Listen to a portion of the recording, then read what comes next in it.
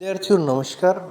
मैं डॉक्टर सहदेव पारिक, श्री गोविंद गुरु राजकीय महाविद्यालय बांसवाड़ा से आज हम बीए तृतीय वर्ष के समाजशास्त्र विषय के द्वितीय प्रश्न पत्र के प्रकरण हिंदू जजमानी प्रथा पर चर्चा करेंगे।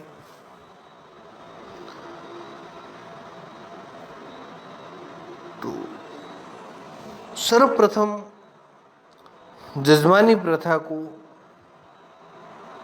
हम ये मान सकते हैं कि भारतीय ग्रामीण समाज की एक संरचनात्मक विशेषता है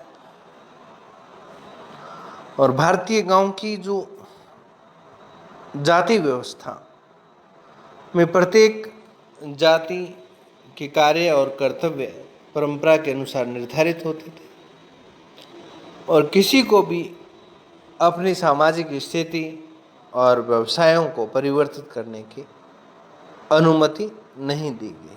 अर्थात प्रत्येक जाति का एक अपना निश्चित व्यवसाय होता था और सामाजिक स्तरीकरण में उसका एक निश्चित पद होता था।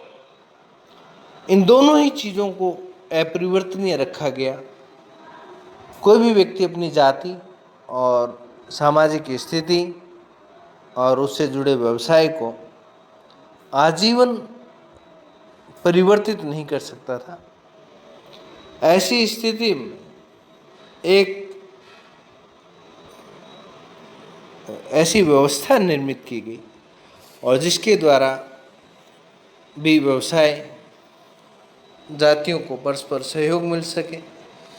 जातियों के परस्पर सहयोग और आत्मनिर्भरता की जो एक व्यवस्था थी और इसी व्यवस्था को क्या कहा गया, जजमानी प्रथा कहा गया।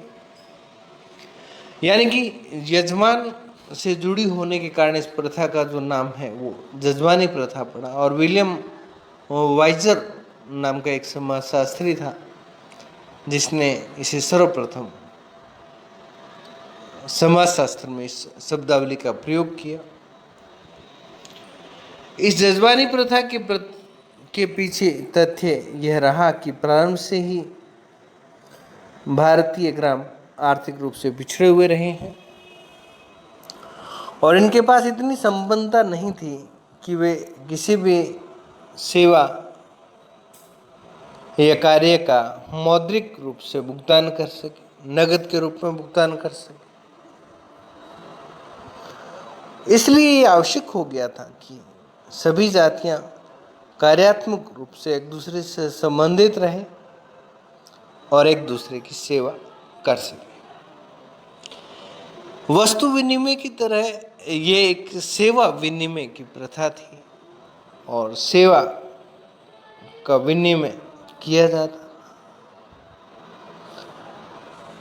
जजमानी प्रथा को हम और अधिक स्पष्ट रूप से समझने के लिए इसके अर्थ और परिभाषाओं का जिक्र करेंगे कि जजमानी प्रथा का अर्थ उस ग्रामीण व्यवस्था से है जिसमें जातियां परस्पर दो या दो से अधिक जातियां परस्पर सेवाओं का विनिमय करती हैं। और विलियम वाइजर ने सर्वप्रथम अपनी पुस्तक द हिंदू जजमानी सिस्टम में इस प्रथा का उल्लेख किया। वहीं ऑस्कर लेविश ने the village of southern village in northern India कृति में भी जजमानी प्रथा के विषय में लिखा। और इस व्यवस्था में प्रत्येक जाति समूह से अन्य जातियों के परिवारों के लिए कुछ विशेष और निश्चित सेवाओं की आशा की जाती है। इसका अर्थ यह है कि गांव में सभी जातियां अपना अपना व्यवसाय करती हैं। जैसे खाती लकड़ी का काम करता है, लोहारगिरी लोहे का काम करता है, नाई बाल काटता है, धोबी अपने काम करता है, तेली अपना काम करता है। किंतु ये लोग अपनी सेवाएं केवल उन्हीं परिवारों को प्रदान करते थे जिनके सेवा की परंपरा वंश परंपरा से संबंधित थी या वंश परंपरा से जुड़ी हुई रहती थी। और इसके बदले में परिवार भी उन सेवाओं के बदले में कुछ पारितोषिक प्रदान करते थे। विशेष विवाह शादी के अवसरों पर, चाहे वो यजमान के घर में हो और चाहे वो कमेंट के घर में, दोनों को ही एक दूसरे का अपनत्व जुड़ा हुआ था और समान रूप से जिम्मेवारी का निर्वाह करते थे। जैसे लुहार, तेली, धोबी, नाई आदि ने किसान को अपनी अपनी सेवाएं प्रदान की, तो किसान फसल निकलने के समय, खलिहानों के समय उपज का एक निश्चित हिस्सा अनाज के रूप में अपने कमीन को देता था, काम करने वाले को देता था। और जजमानी प्रथा में जिस परिवार की सेवा की जाती थी, वह परिवार या उसका मुखिया सेवा करने वाले का जजमान और सेवा करने वाला व्यक्ति या काम करने वाला वर्ग कमीन वर्ग कहलाता था। उदाहरण के लिए किसान को लुहार, तेली, धोबी, नाई, ढोली आदि अपनी सेवाएं देते थे, तो उनके लिए किसान जो था वो यजमान था और ये लोग जो सेवा करते थे वो कमीन के रूप में या कामगार के रूप में माने जाते। और विलियम वाइजर ने लिखा कि जजमानी प्रथा के अंतर्गत प्रत्येक जाति का कोई न कोई निश्चित व्यवसाय या कार्य जो था वो एक पीढ़ी से दूसरी पीढ़ी की ओर हस्तांतरित होता था, चाहे वो यजमान की हो और चाहे वो कमीन वर्ग की। दोनों के ही यजमान और कमीन परस्पर पीढ़ी दर पीढ़ी जो बदलते नहीं थे, सेम ही रहते थे और इस कार्य पर उनका अधिकार रहता था और इससे एक जाति दूसरी जाति की आवश्यकताओं की पूर्ति परंपरागत ढंग से करती रहती थी। रेड्डी के अनुसार, रेड्डी ने जजमानी प्रथा को परिभाषित करते हुए लिखा कि जजमानी प्रथा में पीढ़ी दर पीढ़ी एक ही जाति का सदस्य दूसरी जाति को अपनी सेवाएं परंपरागत आधार पर प्रदान करता रहे और ये सेवा संबंध जो पुश्तैनी तौर पर हासिल होते थे, जजमान कमीन कहलाते थे। एक तरह का ये मूलभूत अधिकार बन जाता था, फंडामेंटल राइट्स कमीन वर्ग का बन जाता था, एक परिवार से जुड़े होते थे और इनमें किसी भी प्रकार का आपस में यदि कोई मन मुटाव रहता तो बड़े मीठे गिले शिकवे भी त्योहारों पर, अवसरों पर और शादी विवाह के कामों में देखा जा सकता था। भारत में ये जो प्रथा है वो कई नामों से जानी जाती है।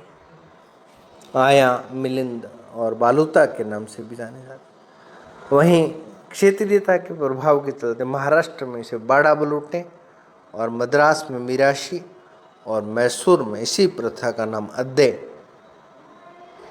जजमानी प्रथा का एक निश्चित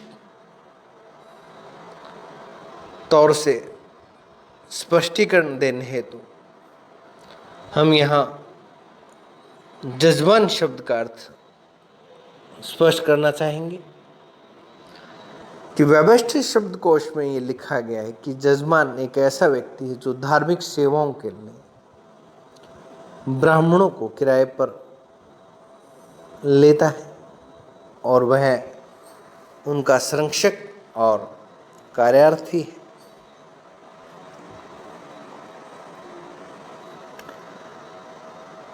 मूल रूप से जजमान शब्द जो है वो संस्कृत भाषा के यजमान से लिया गया है और यजमान का अर्थ है यज्ञ करवाने वाला। इस प्रकार से वाइजर ने जजमान शब्द का प्रयोग उन सभी व्यक्तियों के लिए किया है जो अपने आप को एक नियुक्तिकर्ता की भूमिका में रखते हैं या नियुक्तिकर्ता की भूमिका निभाते हैं। इसका आशय यह है कि एक व्यक्ति किसी भी समय में किसी का जजमान हो सकता है और किसी अन्य अवसर पर कोई अन्य व्यक्ति उसके लिए जजमान हो सकता है।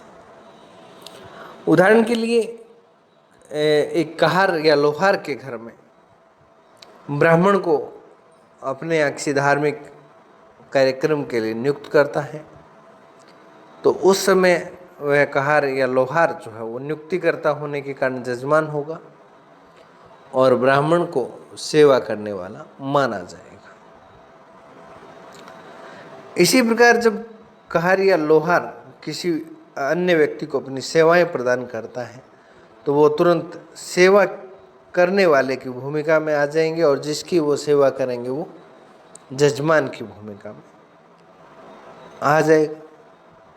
सेवा करने वाले व्यक्ति को कमीन, प्रजन, प्रजा अथवा पवनी के नाम से भी संबोधित किया जाता है और ये नाम जो है वो निम्न जातियों के लिए प्रयुक्त होते हैं और उच्च जाति के लिए पंडित, पुरोहित एवं वंशावली पढ़ने वाले को भाट कहा जाता है।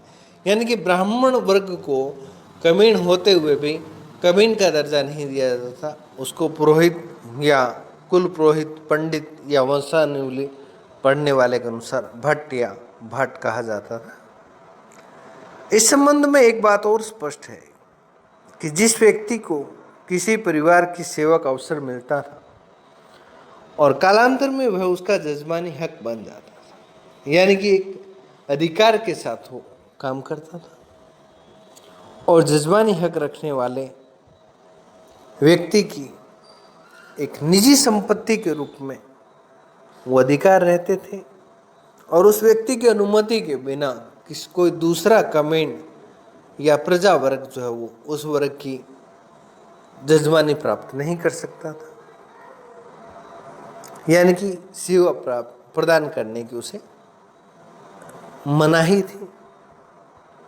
इस संबंध में वाइजर ने फिर समझाया इसको कि उत्तर भारत के सभी ग्रामों की विभिन्न जातियां सेवा संबंधों के आधार पर एक दूसरे से संबंधित हैं और प्रत्येक जाति दूसरी जातियों को सेवाएं प्रदान करती हैं। यदि एक समय में कोई व्यक्ति नियुक्ति करता है तो दूसरे समय में वही व्यक्ति सेवा करने वाला बन जाता है। प्रत्येक व्यक्ति के पास विभिन्न जातियों के अनेक जजमान होते हैं और इस प्रकार हिंदू समुदाय में जो सेवा की अंतर संबंधता और सेवा विनिमय की जो व्यवस्था पाई जाती है उसी को जजमानी प्रथा नाम दिया गया और समाजशास्त्र में जजमानी प्रथा के विषय में जो सबसे महत्वपूर्ण योगदान है वो विलियम वाइजर का माना जाता है और एक तरह से यह भारतीय ग्रामीण समाज की महत्वपूर्ण विशेषता है। आगामी वीडियो में हम इसकी विशेषताओं के विषय में पढ़ेंगे। तब तक के लिए धन्यवाद।